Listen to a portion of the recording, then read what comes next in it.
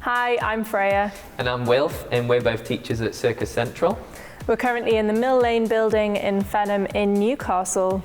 And today I'm going to take you through some handstand drills. So working towards hopefully holding a handstand, but definitely just getting upside down and comfortable like that. So the first thing we're going to do is get warm.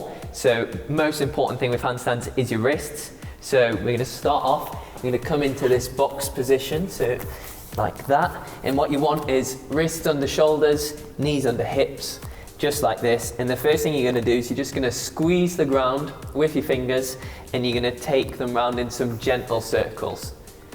You're going to do a few circles like this. Make sure you go both ways, and really make sure you're feeling the weight in your fingers as you're going round. So they should go like a little bit white as you like push them into the floor. Another important point for this is you want to not do it on a particularly squishy surface, because if it's squishy, it's actually going to make the angle of your wrist a bit too steep, and that's more likely to make them sore. So make sure you're on a hard surface. The other thing we're going to do is rock those shoulders forwards, squeeze your fingers into the floor and rock them back. And this is just introducing how you'll actually balance in a handstand. So you rock those shoulders forward. So imagine you're in your handstand, your shoulders have gone forwards. You're going to squeeze those fingers into the floor, and that's what's going to help you rebalance yourself, just like your toes do when you're standing. Next thing we're going to do is called first knuckle push-ups. So these are your first knuckles here, and what you're going to do is you're going to come up onto those first knuckles, and then you're going to slowly lower down.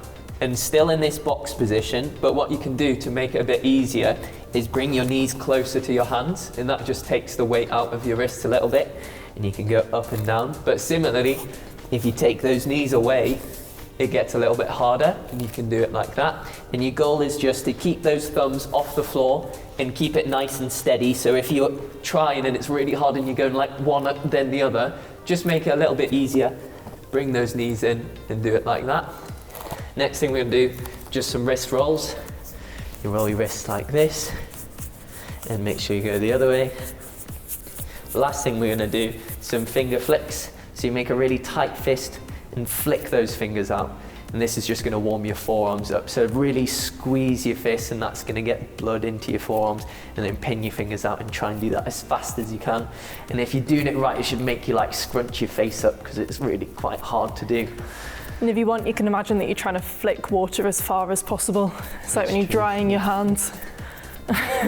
So now your wrists are warm, we're just going to get into the body positioning of the handstand. So it's a little exercise. This is called dish. You might have heard of it before. So for dish, what you want is your arms above your head, and especially for handstands, you want to shrug those shoulders up as high as you possibly can. So your shoulders should be by your ears, really shrugging them up.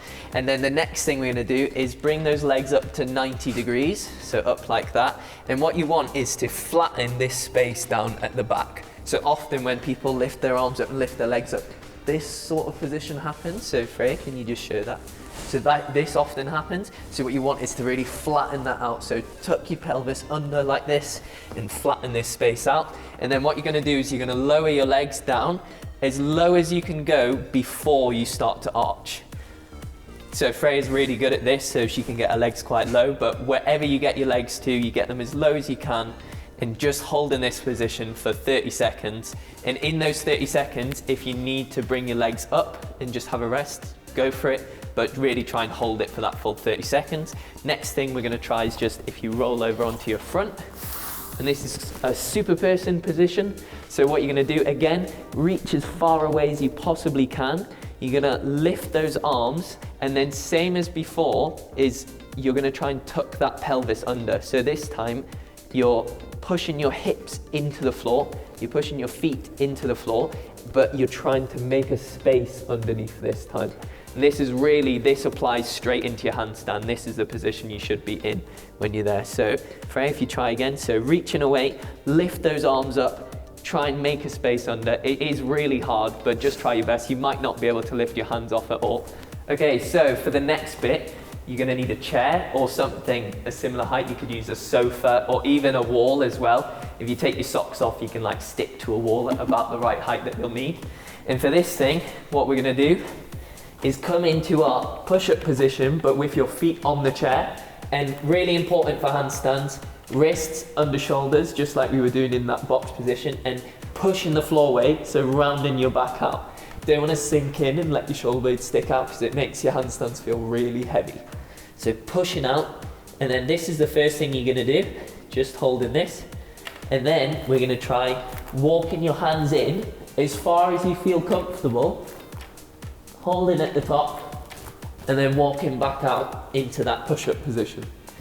So walking in, holding for like 3 seconds, pushing the floor away, and then walking back out. If you're feeling a bit nervous, you can ask someone to spot your shoulders. So I'm not holding Wilf up, I'm just gently being there for him in case he needs me. And that's it for that one.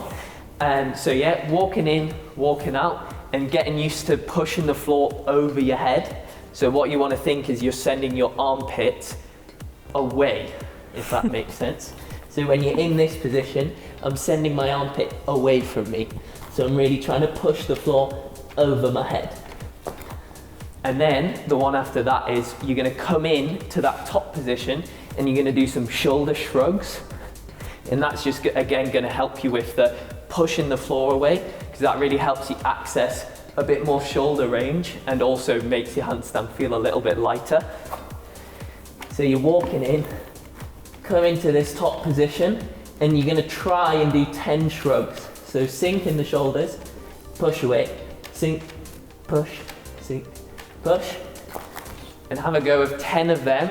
And what you want to avoid with those pushes is it's not coming from bending my elbows, it's coming from my shoulders. So I'm pushing the floor away. Then the last one we're going to try is walking in and lifting a leg up. So we're actually getting into that handstand position now. But that one can be a little scary. So having someone to spot you or doing it with a wall behind you. But with all of these, just be careful, because often you might feel a little bit uncomfortable when you're getting up to this height and you might need to like bail forwards. If you do have to bail forwards, make sure there's not something you're gonna run into when you're doing that. So, like I was saying, push-up position, putting all of these 3 things together, walking in, shrugging, and then lifting one leg up and trying to get it so it's in one straight line. As a spotter, I can be here for the leg as well as the body. And trying it on the other side. And just have a go. And this, really important to remember, is actually harder than a handstand. Because your leg's down here, the effort that it takes is harder than when you're in a straight handstand like that. So yeah, like I was saying, that one is physically harder than the handstand, but this one that we're about to do is mentally a little bit more challenging, and obviously this time you're balancing, so it's going to feel quite hard, but give it a go.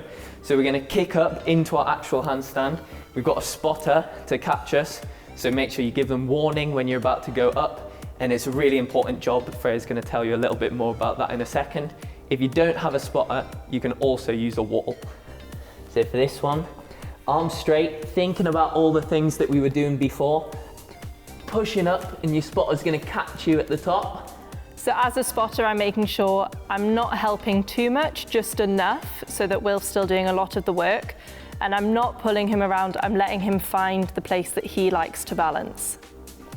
So after this, you can start to encourage them to do a little bit of tapping, so I can make my hands a little bit wider once they're feeling nice and comfortable. And I'm just making sure I'm always here.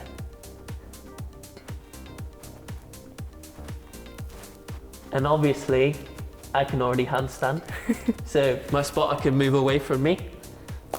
But as a spotter, you probably don't want to hold it that long on your first go, because your face will get full of blood and it's really hard work, and you always want to come down before you feel too tired to come down safely. And as a spotter, part of my job is to, if someone's feeling a bit too fatigued, is to protect their head. So if someone starts falling, you need to make sure that you're keeping them nice and safe so they don't hurt themselves. Yeah, and that's all of the basics towards the beginnings of a handstand. So thanks for watching, and I hope you enjoyed. Yeah, bye. Bye.